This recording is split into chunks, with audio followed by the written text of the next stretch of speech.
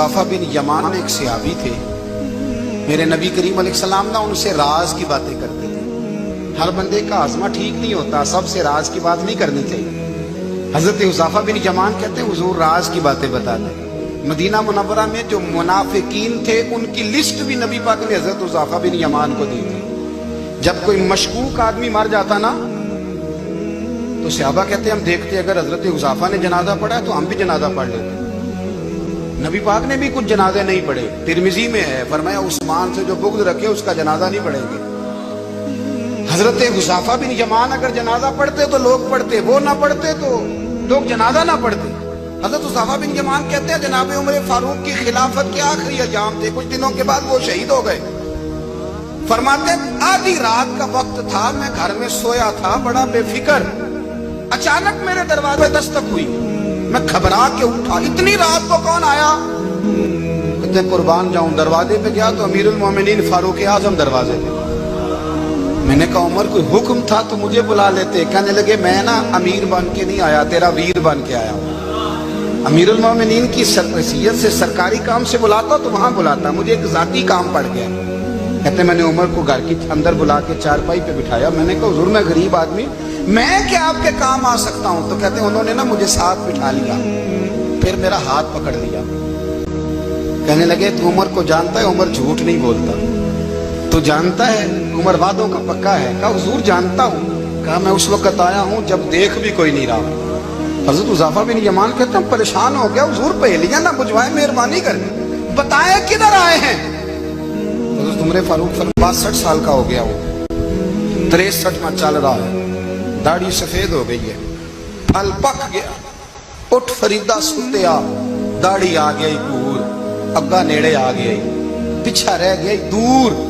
अब ना अब कब्र अशर का मामला साफ नजर आने लगा है। कहा हुजूर मुझसे क्या चाहते हैं? हजरत उमर रो पड़े। कहने लगे आज मैं इशा के बाद निकला हूं तो नबी पाक के सहाबा मुझे नेक कह रहे थे, फिर मैंने बच्चों की माँ से और बच्चों से भी पूछा है, वो भी मुझसे राजी हैं। पर हुज़ैफ़ा तेरे साथ नबी पाक राज की बातें करते थे, सच बता कहीं उमर का नाम मुनाफिकों में शामिल तो नहीं? सच बता उन मुनाफिकीन में तो शामिल नहीं, कहीं ऊपर ऊपर से तो नहीं सारा कुछ? हजरत हुज़ैफ़ा बिन यमान कहते हैं मैं बाप के मरने भी इतना नहीं रोया जितना उमर के सवाल में रोया। मैं कदमों में बैठ गया, मैंने कहा नहीं उमर ये तो मैंने नहीं सुना, लेकिन ये मैंने नबी पाक से जरूर सुना है कि मेरे बाद अगर कोई नबी होता तो उमर इब्ने खत्ताब होता। ये मैंने अपने कानों से सुना है कि उमर जिस गली से गुजरे शैतान रास्ता बदल जाता है। ये मैंने अपने कानों से सुना है कि 950 साल हजरत जिब्रील जनाब उमर की शान बयान करें तो फिर भी बयान नहीं हो सकता। ये मैंने जरूर सुना। दोस्तों सारी जिंदगी हजरत उमर ने अगर दूसरों का मुहासबा किया तो अपना और अपने बच्चों का भी कड़ा ख्याल रखा, अपनी जात पर बड़ी तवज्जो दी। जो लोग अपना भूल जाते हैं ना, हमें अपनी सेहत का बड़ा ख्याल है लेकिन अपनी रूहानी जिंदगी का कोई ख्याल नहीं है, कल्बी जिंदगी का कोई तसव्वुर नहीं है। आप यकीन करें मोटा आदमी कमजोर होने के लिए जद्दोजहद कर रहा है, कमजोर ताकतवर होने के लिए, लेकिन जिसको कितने दिन बीत गए अल्लाह रसूल की याद में रोया ही नहीं, कितने दिन बीत गए ना सुनने को दिल ही नहीं चाहा, जिसे महीनों बीत गए और कुरान पाक की तरफ नजर ही नहीं गई, वो फिक्रमंद ही नहीं। जिंदगी जिंदा दिली का नाम है, मुर्दा दिल क्या खाक जिया करते हैं।